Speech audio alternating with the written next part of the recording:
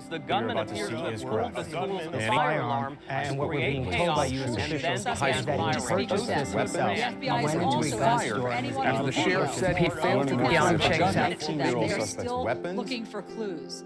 In Markland, Florida, Marjorie Stoneman Douglas High School, 17 students were killed by the gun shooting on February 14, 2018.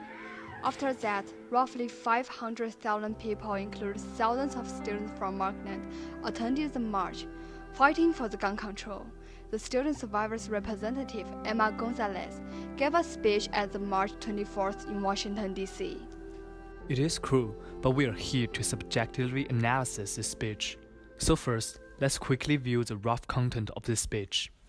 First, the speaker quotes the Second Amendment and the current situation to indicate the topic, which is to revise gun control legislation. Next, she utilizes a debate in AP government class in her school to demonstrate how students think about gun control. Then, she mentions the gun website and gun shooting cases in other countries to emphasize that using a gun is to endanger people's lives. Meanwhile, the speaker blames that the government and the president do nothing eccentrically to change the current situation. At last, the speaker talks about the current situation of criminal activities and asks both the citizens and the government to focus on the harmfulness caused from using guns and fight to change the legislation of gun distribution.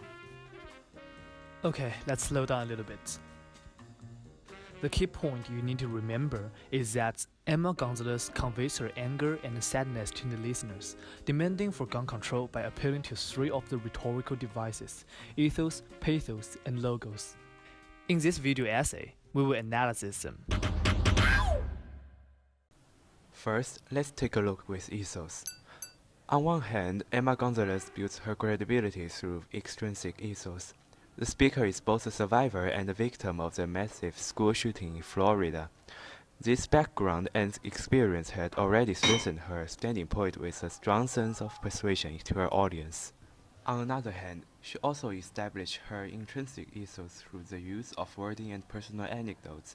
In the fourth paragraph of her speech, she cites one of her teacher's opinion toward the right that and I quote, "When adults tell me I have the right to own a gun, all I can hear is, my right to own a gun outweighs your student's right to live." In addition, in the third last line of her speech, she lists specifically her personal anecdote, which is her interactions with the shooter before shooting, and an opinion from another student. She uses this example to stress the fact that the shooting is initially avoidable, and then consequently accuses the poor decision made by the president that let the tragedy happen. This also elevates her credibility, as the personal story can better prove the reliability of the speech. Next, by appealing to pathos, Gonzalez furnishes her reasoning in order to remind government the broader human issue of the exposure of guns to teenagers. By stating, "When adults tell me I have the right to own a gun, all I can hear is, my right to own a gun outweighs your student's right to live," the author aroused a force of aversion from the audiences. The statement depicts teenagers' immature attitude toward guns, warning the danger of guns as well as the necessity of more controls on guns. Severe risks and potential problems of guns are revealed before parents and the government. The children, who are the future of the nation, have no right to live, which appeals to the emotion of fear and anger. Besides, the author also generates a vibrant presentation of a scene, aiding audiences' imagination to envision the scene seriously. Imagine the children are involved in the shooting case. Parents will appeal to anger towards government if the most important people in their lives no longer exist. In this case, the emotional change of parents will result in credibility, and therefore improving the persuasiveness of the whole passage. The author perfectly catches the public attention, points out the fears from target audiences, and also provides comfort in order to persuade them. These uses with strong emotional charge tug readers' heartstrings at once, so readers are more likely to stand aside with her. At last, the use of logos in the speech is phenomenal. To address the issue of overusage and the overly easy ways to get a gun, Florida became the living and walking evidence that everyone can see.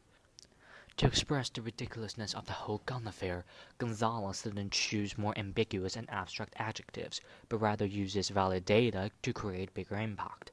The numbers are deducted using the NRA's income divided by the number of people in the states with plausible explanation in logic to convince people that guns undermine a people's life value. Once this point of view is established, people now start to have concrete evidence as how the guns industry treats human lives like dollars. The claim was again strengthened when Gonzalez mentioned Trump's repeal on Obama regulation, which made it easier for lunatics to own guns, which further undermines the value of people's lives. Lion. Furthermore, they reinforced the mentality again by putting out the fact that senators like Chuck, who bans the FBI from doing any background check, are saying that FBIs are not doing their jobs on the subject. The contradictory logic in the words proves the non-gun controller's absurdity, which only gives the audience more reasons to support the speaker. In conclusion, we think Emma's speech in an anti-rifle rally, Emma's utilizing of ISO, pesos, and logos powerfully helps persuading people fight for their lives and safety. Also, she tries many times drawing government's attention to revise the legislation, but... Today I speak to a nation in grief, with one heavy heart, is praying for the victims and their families. We are all joined together as one American family. We mourn for all of those who lost their lives.